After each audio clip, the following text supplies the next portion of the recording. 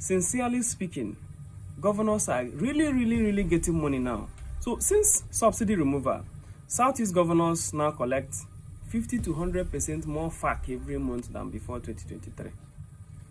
Budgets have jumped from 1.1 trillion naira combined in 2022. That is, the entire 5 Southeast states got around 1.1 trillion. Now to over 4 trillion naira proposed for 2026. Yet poverty is still eating people alive. Why?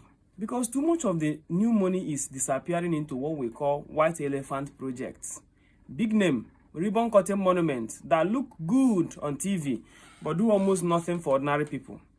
Examples, in the Southeast right now, multi-billion naira conference centers and civic centers that stay empty most of the year is what the governors are planning to build. Airport projects that have swallowed tens of billions with no flights in sight. How many aeroplanes have landed in Ebonyi since after Dave Umahe completed the airport? Flyovers are built in places with little traffic, while feeder roads to farms are death traps. Street lights on the same road every year instead of taking light to new villages. Meanwhile, the things that actually pull people out of poverty forever get crumbs.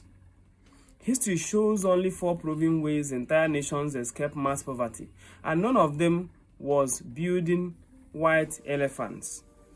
For example, in South Korea, between 1960 and 1990, poverty fell from 66% to under 1%.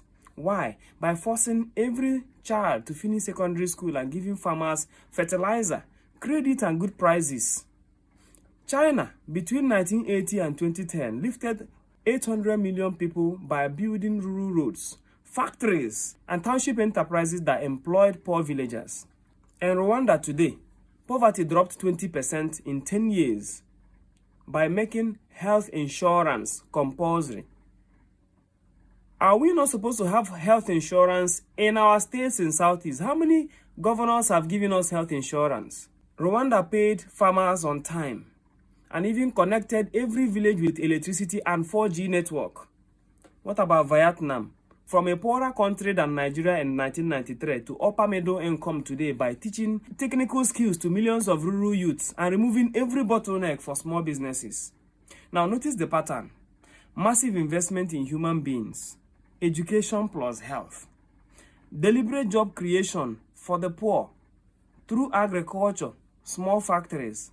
Then connecting villages to markets and power. Zero tolerance for vanity projects.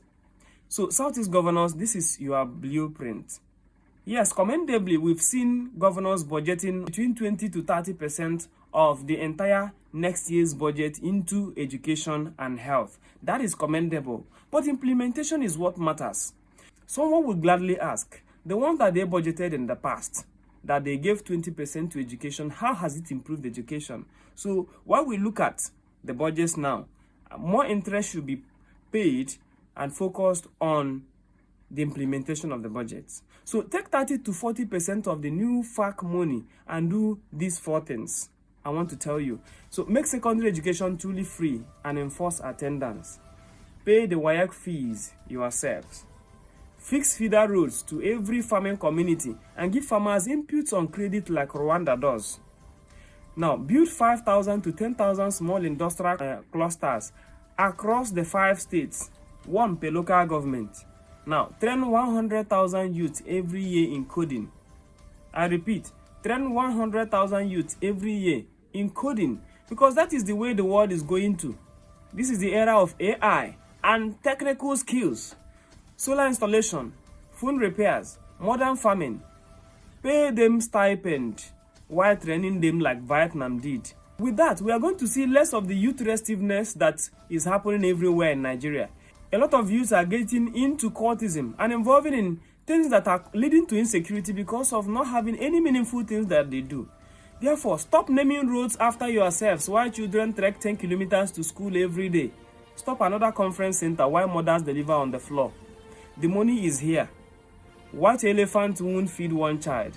Real escape routes will empty the poverty basket forever. Governors, the choice is yours. Citizens, the voice is ours. So tag your governor right now and ask, Will 2026 be another year of flyovers and hunger, or the year we'll finally escape poverty for good? I am Mazen Onsu. Thank you again for following me.